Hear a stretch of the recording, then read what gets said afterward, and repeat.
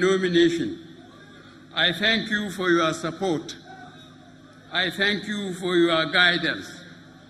I thank you for staying committed to the change agenda. I accept this honor as a tribute and mark of confidence to carry the responsibility as we all join hands to continue the good work of the All Progressive Congress government to 2023 and beyond.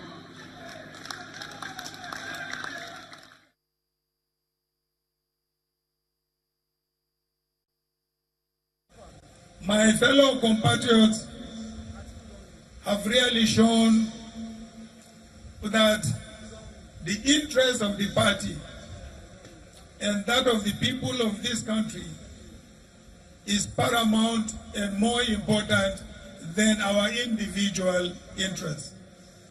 We cannot afford to fail Nigerians at this very historic moment, because Nigerians are yearning for the return of PDP to power, because they have now compared the administration of PDP and that of APC.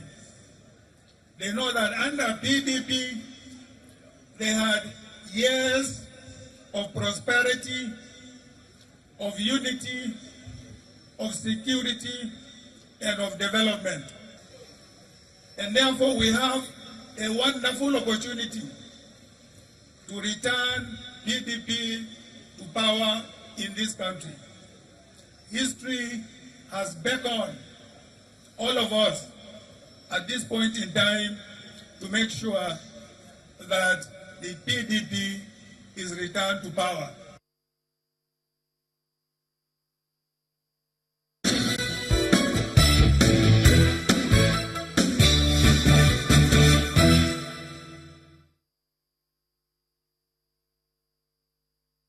All right, so yes, we're going to focus on those two political parties and their plans, because you asked for it, and now you have it.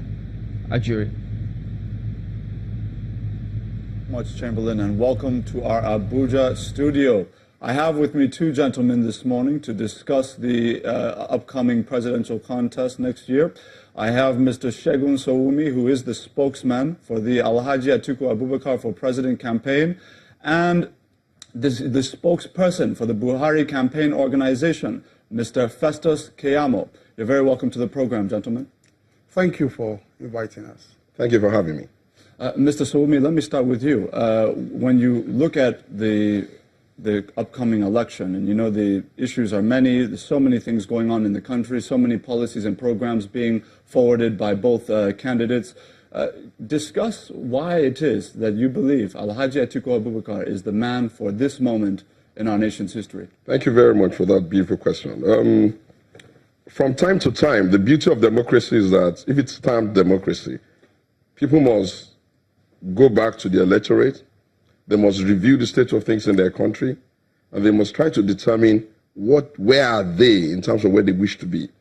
We are of the opinion that right now in Nigeria, not by our own promptings or our own stimulation, that Nigeria has lost more jobs for a population that is young and growing. At the last count, 12 million or thereabouts, sometimes 13 you hear. And therefore, you need someone that can really create jobs because we have a young population.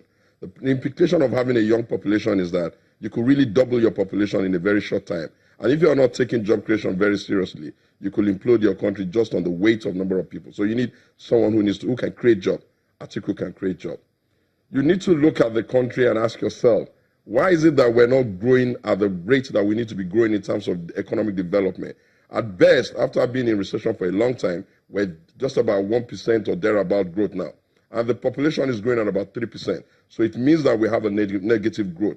The indicators from the CBN, from the World Bank, is that we could slide back into a recession if we're not careful.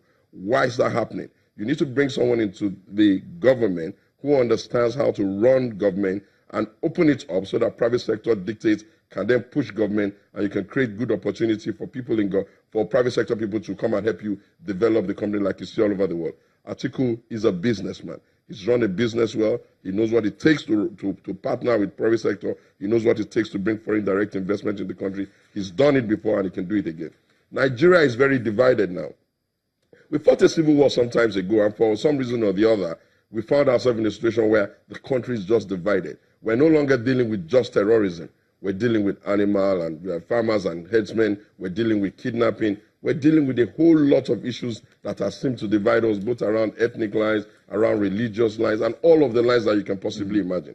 You need someone who has significant buy-in from all of the sections of the country, who can pull us back together again, a Democrat who listens and takes consensus, who considers restructuring or the conversation around restructuring important enough to hold.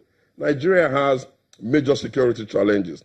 These security challenges have been, a lot of people have tried to solve them, but somehow we've not been able to. We have the opinion that one of the reasons why we're not able to solve the GDP, the security problem in the country, is because we have not been able to find someone to manage our cross-border issues. We have about 4,000 kilometers of border. You need to find someone who can, Atiku can do that. So we believe that Atiku can get Nigeria working again. He can put food on the people's table. He can get the economy working again. We cannot be the most miserably poor people in the world and be happy with that. We need someone who's going to bring business-like discipline into the running of government. And that's why we're saying, let's get Nigeria working again. Let's put Atiku in charge. Before we get deeper into the issues, policies, and programs being put forward, I want to ask Mr. Keyamo now the same question. Why is it that President Muhammadu Buhari, as an incumbent, is the man for the moment in this country? Well, you know, one of the best things that has happened to us as a party and to President Buhari is the emergence of Atiku Abubakar as the presidential candidate of the PDP. And why is this so? It is so because Atiku Abubakar cannot run on promises. And that is the picture my friend has tried to create here. That he's coming with loads of promises. He has been a businessman. He has created jobs and all of that. And they want to ride on the emotions of the people because of the unfortunate slump in the economy due to slump in oil prices that happened in the last 3 years, from which we are pulling out of now. And they want to ride on these emotions to ride to power. But then they have reached a dead end. Because Atiku Abubakar has a record in public office and in creation of jobs. So I want everybody to get it clear this morning that Atiku Abubakar cannot run on promises and on this whole thing about running a private business. He's not Donald Trump that came all the way from private business straight to the presidency of America. He has been vice president.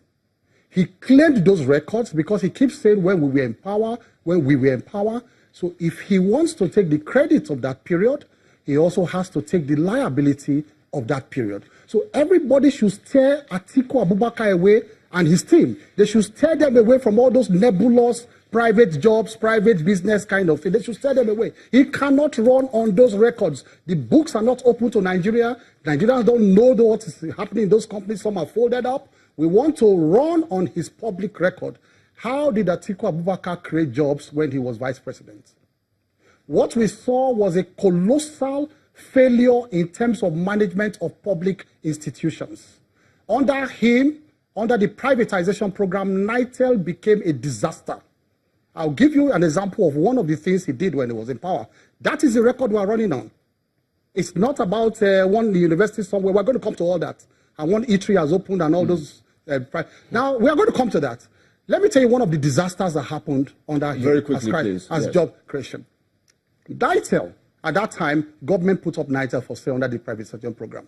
They invited a company called ILL, International London Limited, to come and buy NITEL. And they promised they were going to bring a lot of inflows into the country when they purchased NITEL. They were going to bring funds from outside the country. What happened? It was only 10% funds they could muster. They could not muster the remaining 90% funds. They had to source the funds locally from local banks. And that is what affected First Bank. First Bank almost collapsed with that deal. After some time, they had to cancel that private. People lost their jobs. They were, all these public institutions, they sacked them out of their jobs. This is somebody who wants to create jobs. And then what happened? They now brought in a company called Pentascope. They said Pentasoft come and manage Nitel and make it profitable. After nearly